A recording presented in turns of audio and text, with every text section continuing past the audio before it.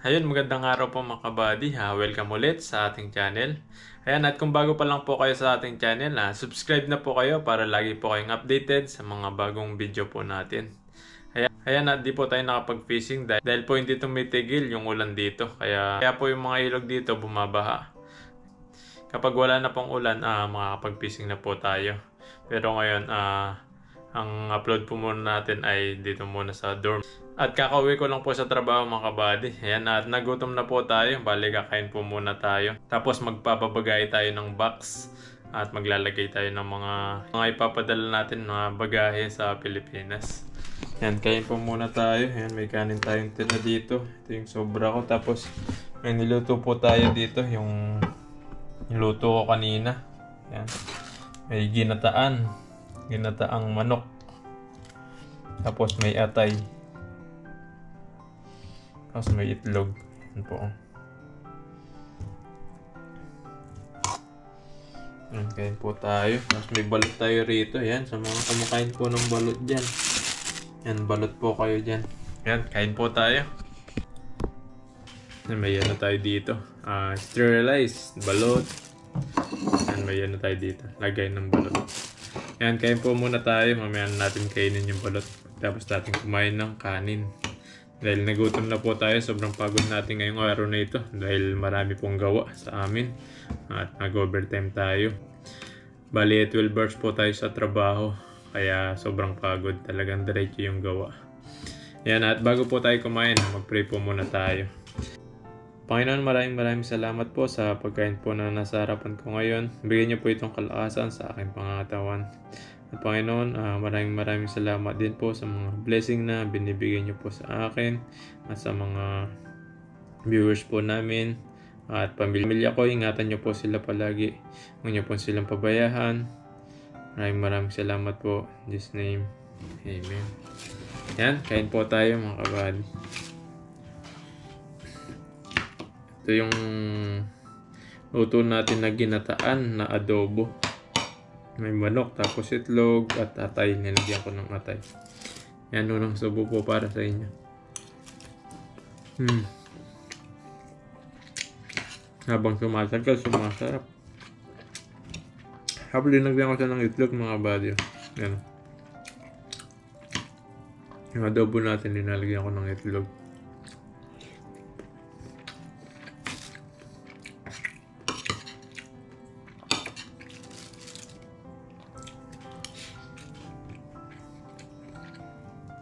Mamaya po, maglalagay po tayo ng mga pambagahe sa Pilipinas. Papabox po tayo. Papadala ko na po yung mga ibang natin dito, mga ibang gamit na hindi nagagamit. Para kapag umuwi tayo sa Pilipinas, tinagaanong marami yung ipapabox natin. Bawas-bawasan na po natin.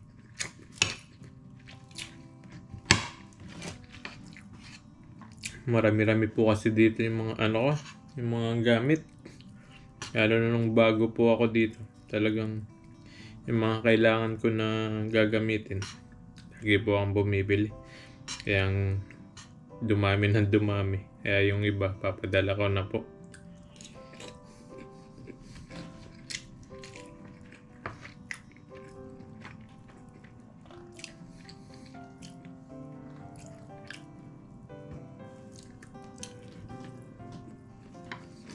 Sarap.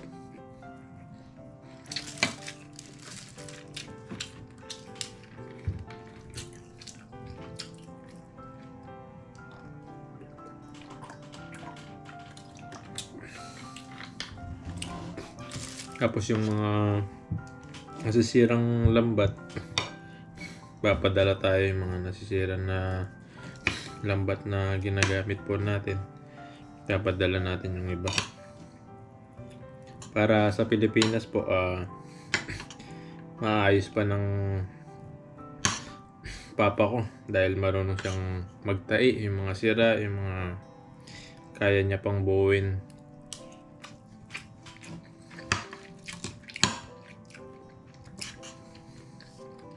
Ayun po.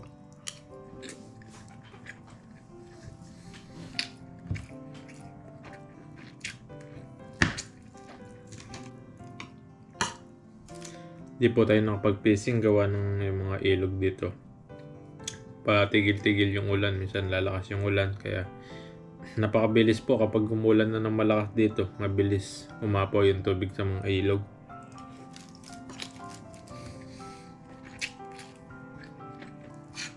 Kaya nag-iingat po tayo. Talagang tataas bigla yung ilog. Lalo na kapag gumitna po kayo sa ilog. Yan, delikado na.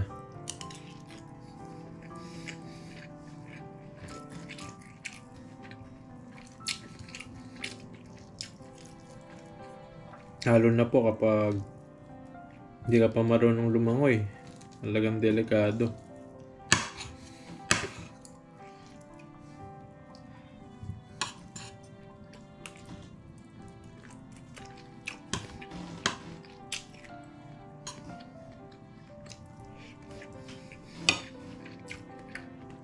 Tulad ni Pepoy.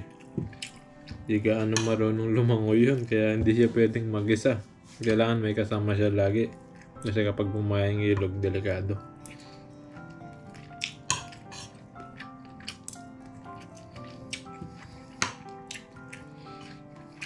Mas maganda na po may kasama kasi may mag-aano sa'yo.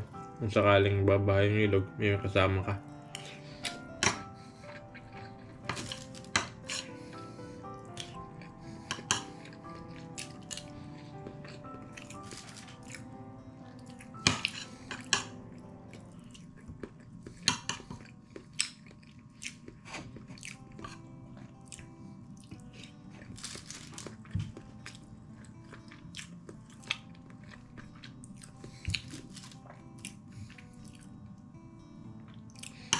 Pagod po tayo kanina sa trabaho.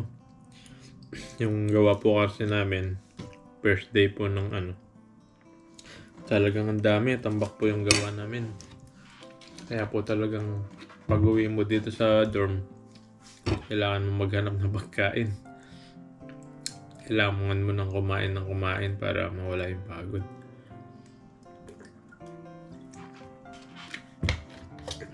Ulit nito, pagkatapos natin kumain, babalot po tayo. Sa mga kumakain po ng balot dyan.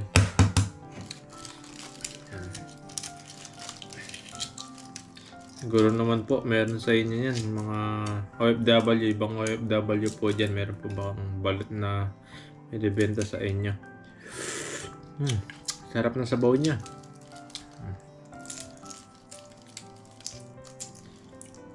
Ang gawa ko po dito, lalagay natin dito. At lagay natin ng suka.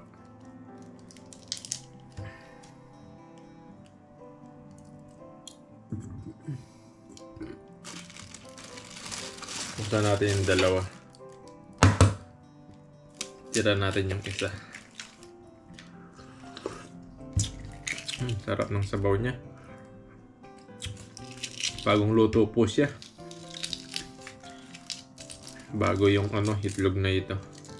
Isa po kasi mga ibang nagbebenta ng balot. Hindi naman po lahat. Yung iba, matagal na yung balot nila, tapos bebenta pa nila. Kaya minsan, parang iba na yung lasa ng balot. Pag kinain mo pa talagang, yun, diretso CR ka. Po, tingnan po natin yung balot. Ang sarap niya.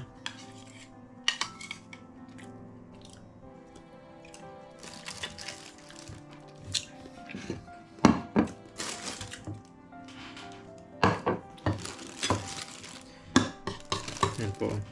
Yellow na yellow yung niya. Yung laman.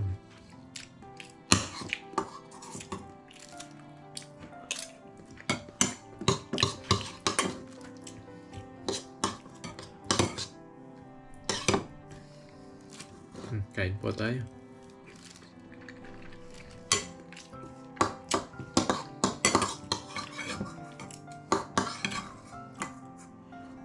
Yan.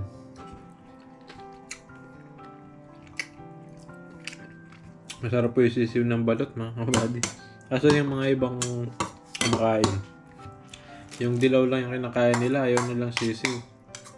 Masarap naman po yung sisiw, bakit kaya ayaw nilang tikman?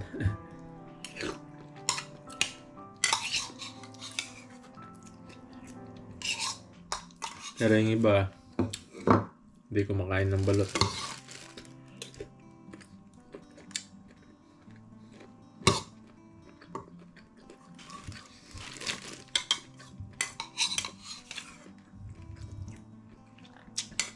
Sarap. Ayun na, ito yung buto niya. Nagyamlambot siya.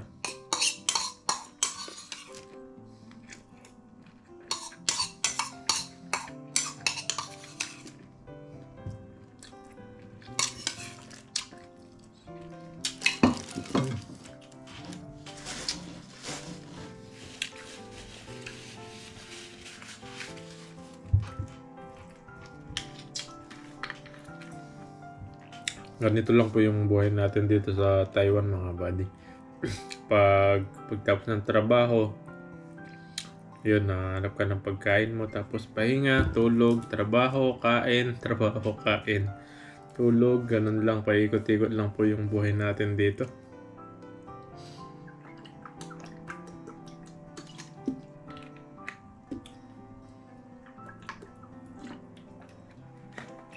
Tapos dito sa kwarto ko, mga kabady, mag-isa lang po ako dito. Yan po yung kwarto natin, lawak. Ayun daming mga nakasabit. Mag-isa lang po tayo dito, mga kabady, kasi yung kasama ko dito dati umuwi na sa Pilipinas.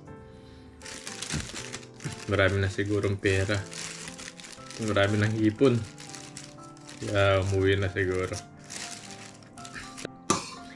Tapos nung umuwi na siya, mga kabady, yung dati 2,000 lang binabayaran ko po dito sa kwarto. Nung umuwi na siya, naging doble na po yung bayad ko dito. Naging 4,000 na, 4,000 monthly. Yan, siguro kung sa peso yun, nasa 7,000 siguro, mga ganyan. 7,000 or 7,500, mga ganyan po yung presyo ng dito, yung mga kwarto namin dito. Pero okay lang po sa akin kasi mag-isa. Masarap yung mag-isa ka lang dito. Masarap yung solo mo yung yung kwarto. Talagang kahit anong gawin mo, yan, hindi lang magbabawal sa'yo. Mas magandang mag-isa ka lang. Tapos solo mo, lawak-lawak na kwarto na ito. Ayan. Malinis pa. Ito yung isang bed dati dito. Ayan na po yung isang bed. Ayan, sterilize. Ayan, mga kabady, sterilize tayo para maganda po yung natin, yung tulog. Sterilize, maggatas tayo.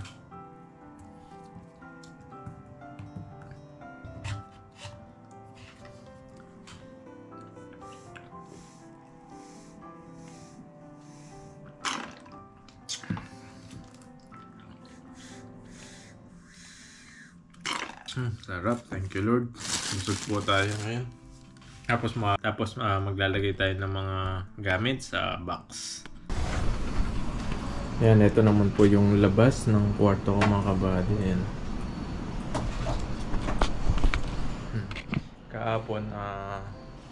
Kahapon di tayo nakapag-fishing, ginawa ko po. Dininis ko po ito. Ayan. Talagang binras-tras ko po yung mga pader, yung lapag, yan. Nilinis ko po itong lapag dito, yung tapakan, tapos yung mga, ayan, yung pader niyan. Nilinis po natin. Dahil di tayo nakapag-fishing kahapon, naglinis po tayo ng kwarto. Yung batid labas. Ito mga na to, yung basurahan na yan. Nasira na po yung rice cooker natin. Itatapon na po natin yun. Tulog po po na ito. Nakasampay tayong mga dito. Mga gamit sa pangingisda.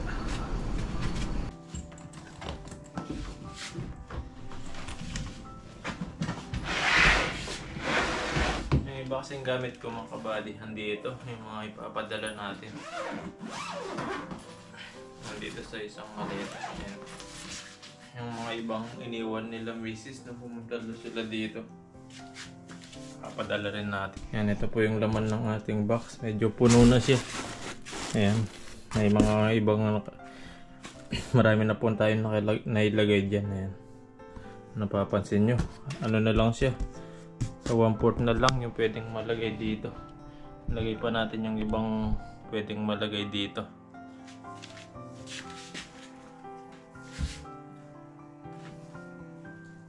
Mga sinelas nila.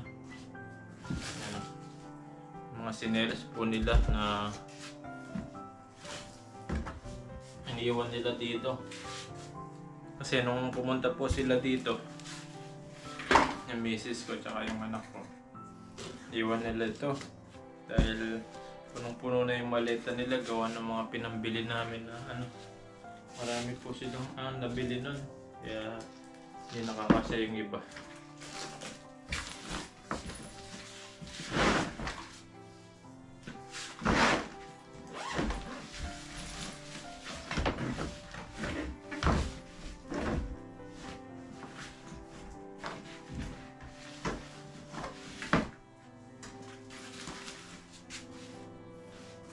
Kumot din. Nalagay na po natin dito.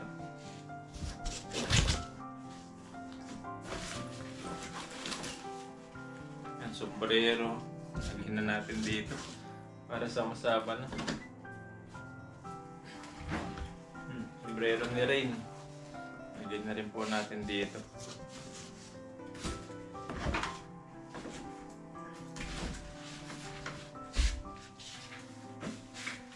Kunin ko pa po yung iba. Meron pa po rito.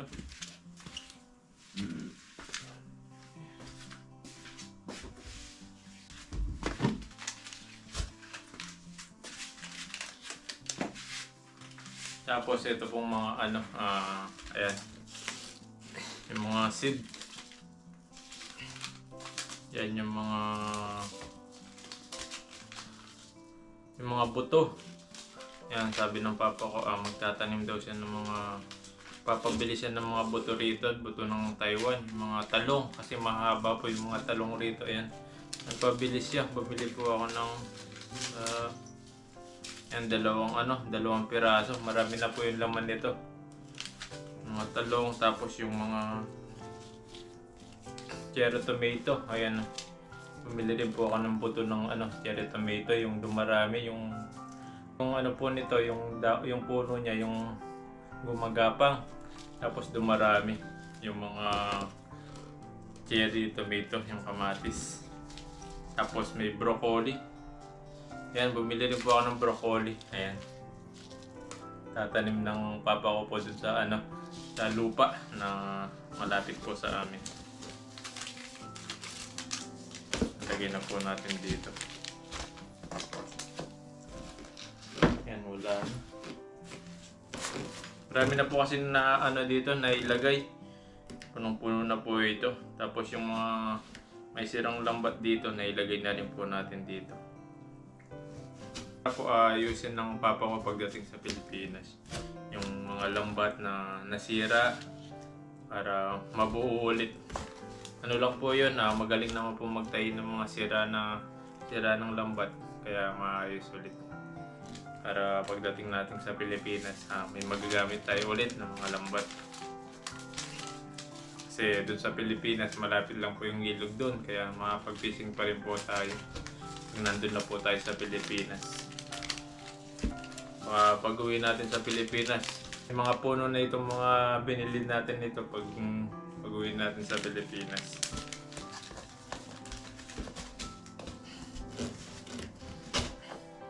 Yan po. Hanggang po tayo dito, maglalagay pa tayo. Meron pa mga sulok-sulok. May mga ilalagay pa po tayo. Medyo siguro mga papadala tayo ng mga chocolate. Kung makakabili tayo ng chocolate. Para may sila. Kahit ilang chocolate lang. Ayan. Ayun mga kabady, maraming salamat po. Nailagay na po natin.